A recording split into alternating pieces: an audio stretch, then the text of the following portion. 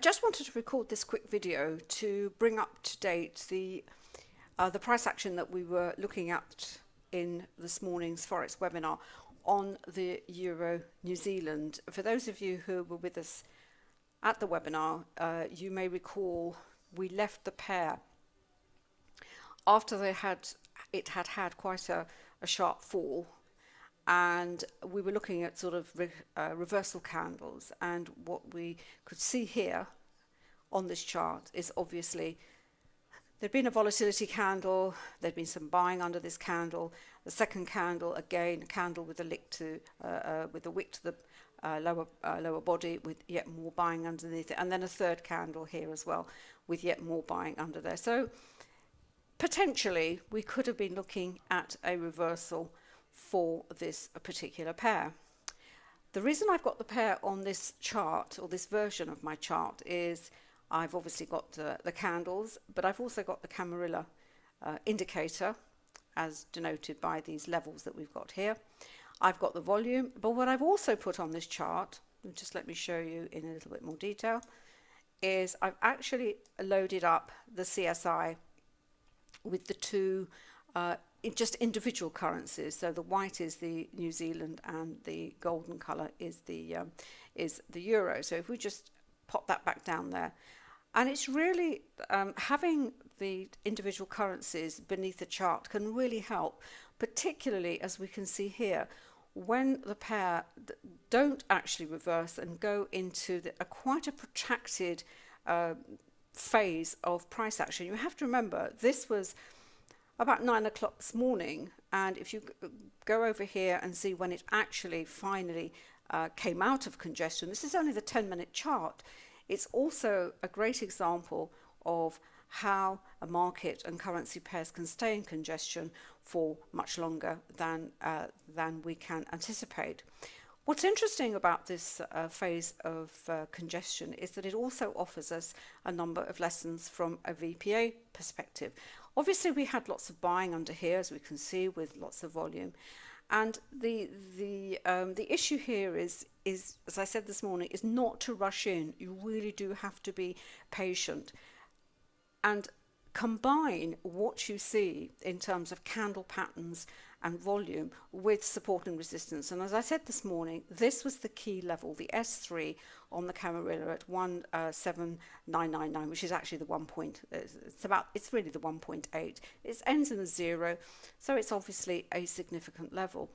And if we look at the candles leading up to each time there was a test of this level, and we look at the candles, you notice the number of candles that had wicks to the top, meaning there was weakness. And there's actually quite a lot of volume under these candles, but you know, they really, every time they tried to break through, they failed. The up candles, not enough volume to push through. Again, weakness. Then we have three candles, a 3-candle combination. But look at the volume underneath. It's actually falling. So, sure, we got back to this key level.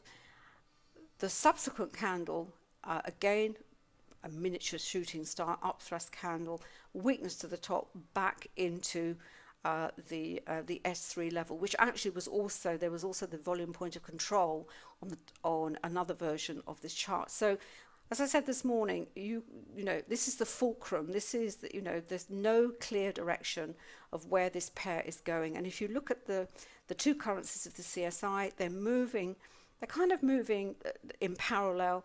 That alone will also tell you we're waiting for a divergence. There still hasn't been a divergence. Then we have another little phase of price action here. It's 12:50, 1 o'clock. It's just leading up to the start of the New York session. The volume then really starts to fall below the average line that we have here on the tick volume indicator. We then have another attempt to rise. We've got some buying coming under this candle. We have two up candles, which, again, potentially could have led to this reversal that we were waiting for. But again, the volume underneath it is below average. This candle is then the most interesting because it's got a wick to the top, increase in volume, and in fact that's when we start to get the break. In fact, below we don't get a reversal. It is actually a continuation of the move that we had this morning. This candle, volume, quite a lot of volume. Volume starts to pick up. We have this little candle here with a lot of volume underneath it, but it's anomalous because you have a wick to the top of the candle, and it's also got a very narrow spread. Then the volume really starts to pick up with these three candles that you have here. These two candles are then quite interesting. I would say, and David agrees with me, I would say they're almost like a trap candle, because you have a lot of volume going under there. Then you have a wider spread candle with a wick to the bottom, but you look at the volume underneath it, it's less than that. So again, another anomaly. The pair is then hit by some volatility, a big down candle, volatility triggered, down it goes to the S4. This is the very important key level for any downside moves. It's got to break through the S4. It does break through, it immediately bounces back to the S4, goes through it, and again it looks like it's going to reverse. You have an up candle, pretty average volume underneath it. Then you have another candle with again weakness, another little kind of a shooting star candle, and down it goes again and breaks through the S4. It's not an easy move down, not an easy trend. It's not smooth in any way. And now we're moving into a very quiet session before the close of the New York session, and we have rollover later on. But it's now below the S4, so potentially for going the potential for it to go lower is there. But the momentum has now gone out of the move. We can see the lines. We've got the New Zealand here at the top, potentially sort of setting up for a possible reversal. But given the time of the day now, I think it's probably time to set this one aside and maybe revisit it again at the close of the session and see what happens. I'm just going to shut that down and see what we can see on the time chart. This is the same time chart that we have here. That's the move that we've been seeing on that